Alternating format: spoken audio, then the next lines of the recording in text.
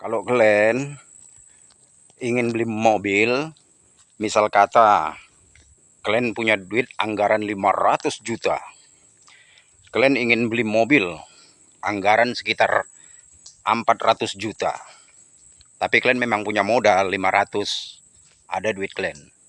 Jangan kalian, kalau tips dari aku, bagusnya kalian jangan langsung beli mobil. Karena dengan langsung kita beli mobil, duit kita kan langsung habis, hilang kan, berganti dengan mobilnya. Jadi saran aku, kalau mobil semacam 400 juta itu kan, itu udah dapat tuh Pajero atau Fortuner, tapi kelas yang second, ya kan? 500 juta modalmu. Jangan langsung dibelikan, kamu belikan dulu kebun sawit. Kamu belikan kebun sawit, 500 juta itu dapat itu sekitar 5 hektar sawit yang udah produksi, yang sudah segini tingginya ini. Ini umur sekitar 6 atau 7 tahun ini. Ataupun 8 tahun buatlah. Tuh. Duit 500 juta tadi kau belikanlah kebun sawit. Dalam 500 juta itu mungkin dapat itu sekitar 5 hektar atau 6, bisa 7, bisa 8 hektar dapatnya. Masih tergantung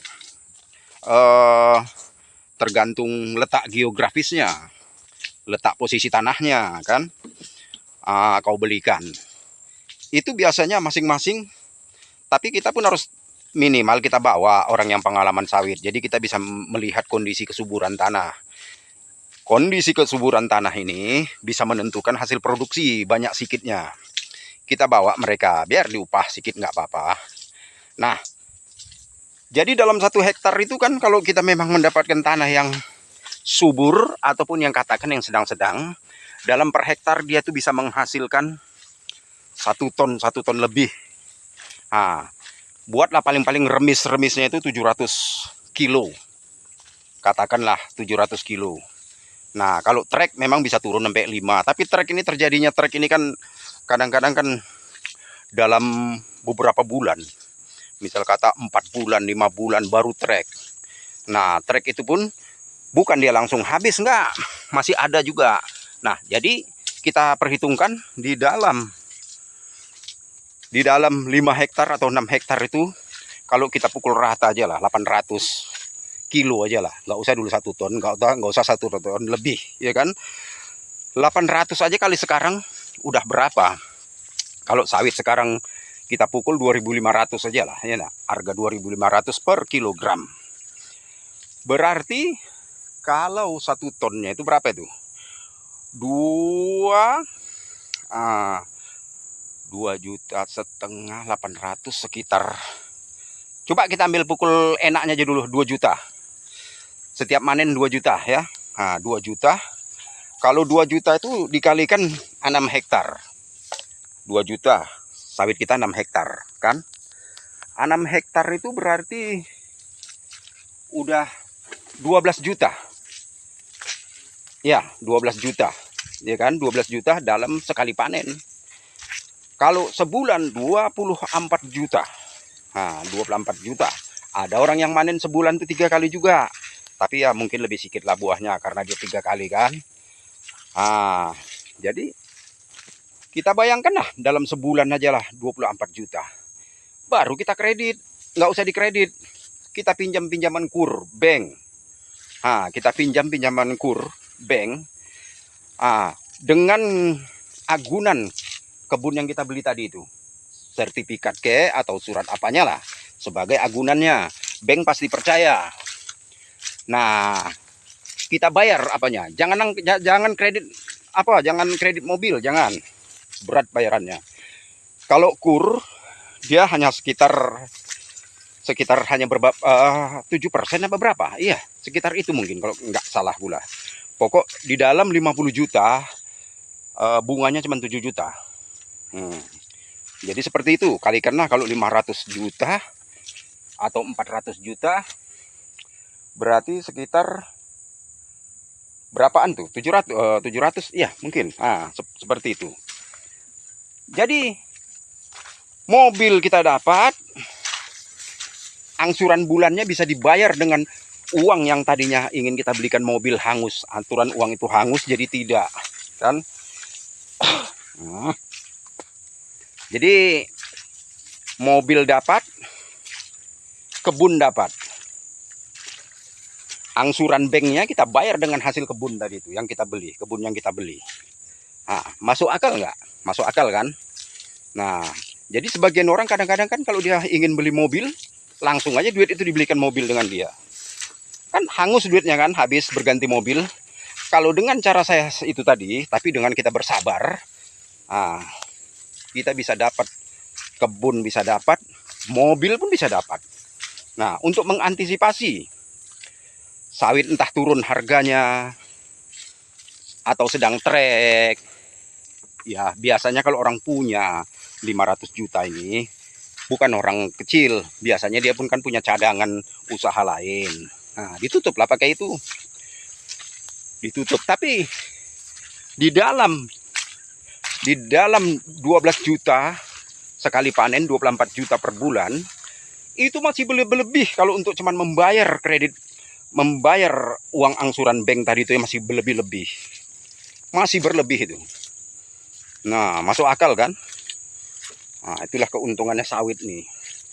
Jadi kalian teman yang kita tukar tangan dulu. Tapi tangan kanan megang HP ini ringan, tapi lama-lama berat juga.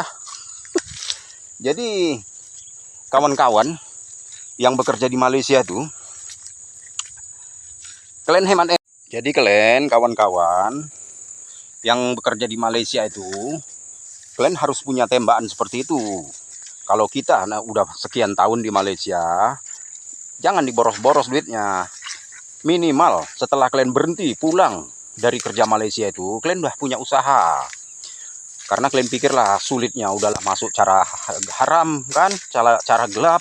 Di sana kalian lari sana lari sini sama polis. Udah itu nggak kalian manfaatkan. Alamak, hancur lah kalau kayak gitu, geng. Artinya kamu itu nggak punya kecerdasan finansial.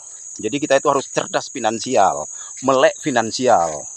Nah, jadi uang kau hasilkan dari Malaysia itu, kau belikanlah usaha-usaha di Indonesia. Nah, aku sarankan kalau kalian yang memang tinggal di daerah pedesaan perkampungan seperti aku nih, investasikan duit yang kau kirim itu ke kebun sawit.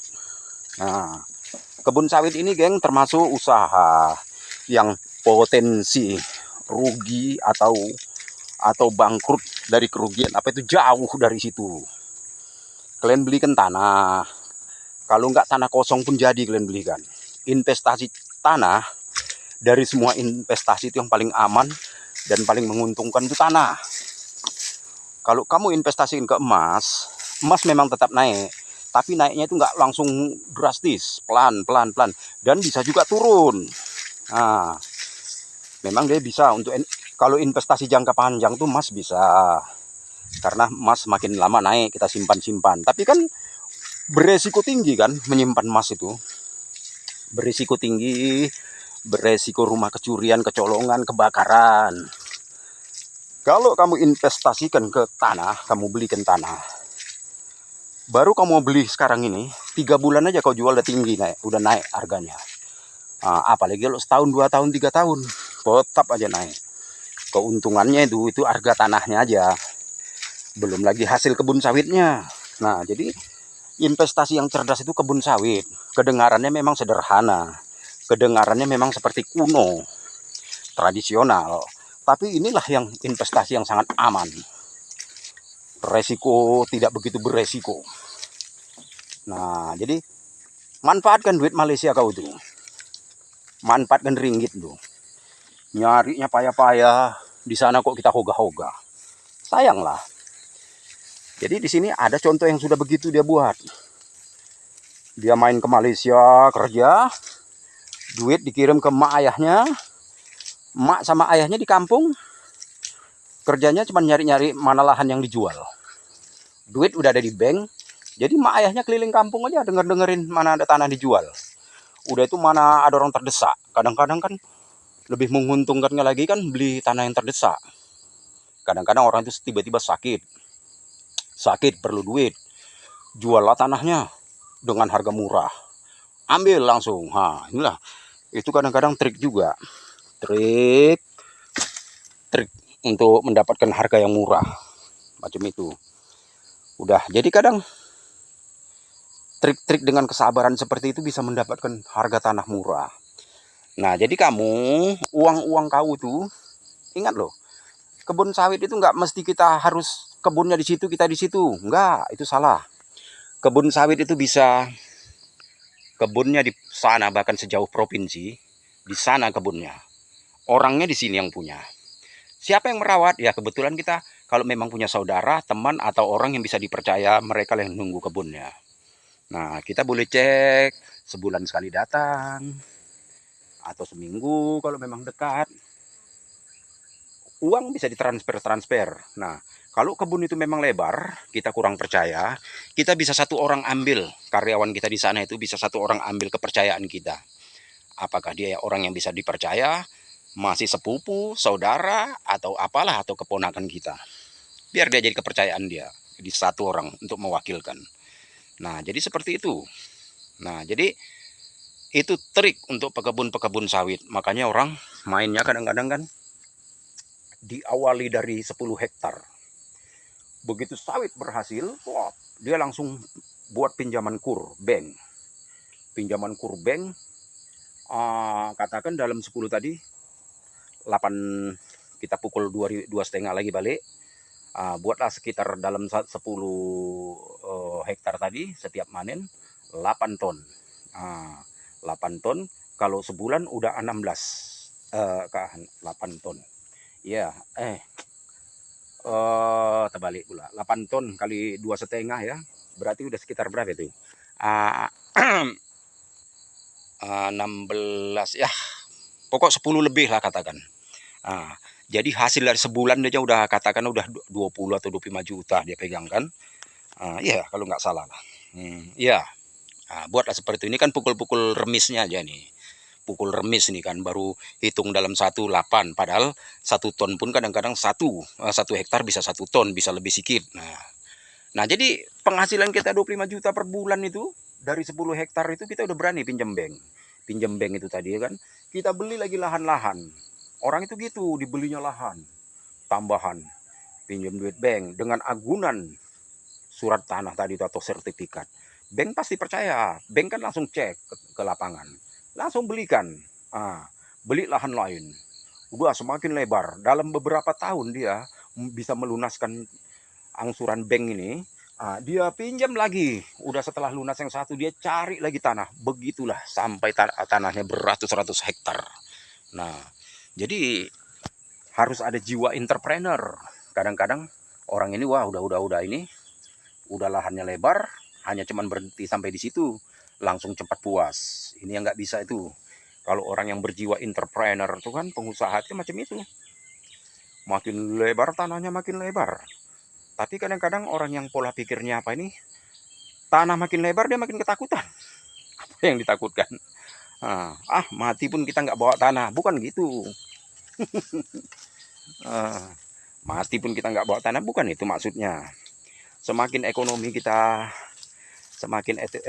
itu lapang, semakin pula kita mudah kehidupan kita.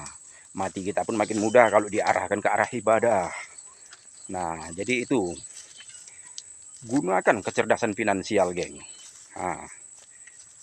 Jadi pepatah dari buku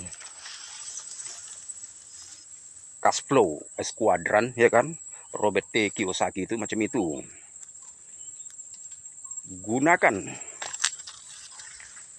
Gunakan pikiranmu yang 95% dan hanya kau gunakan selebihnya matamu. Jadi gunakan aja matamu 5%, lebihnya pikiran 95%. Mata kita ini kan cuman untuk melihat gambar-gambar, melihat pemandangan dan jangan tersandung. Selebihnya pikiran. Karena mata ini pun bisa salah persepsi hanya dengan melihat, kalau tidak dibarengi dengan renungan yang ada di kepala ini. Jadi bagi orang-orang entrepreneur itu, uang bukanlah benda. Uang hanya berupa gagasan, ide yang melintas di kepala. Itulah uang, itulah finansial. Hmm. Jadi berbeda dengan pola pikir orang yang masih sebagian, dia menganggap uang itu adalah benda. Tidak. Banyak orang yang tak punya ini itu, tapi mendapatkan sesuatu itu hanya dengan ide, gagasan. Nah, itulah. Oke lah, geng ya. Ini dulu. Besok ku ceritakan lagi. Bantu-bantu channel YouTubeku, Suryanto N9N itu, ya. Biar nanti udah mulai iklan lagi, semalam udah 1, nanti mudah-mudahan bertambah. Aku walaupun kayak gini nih, ya aku tabah-tabahkan. Jangankan monetisasi, fitur bintang bisa belum terbuka. Padahal tengoklah, udah 14.000, mungkin udah 15.000 itu pengikut. Kalau jam tayangnya lah udah mencukupi. Entah apa pula nih lagi.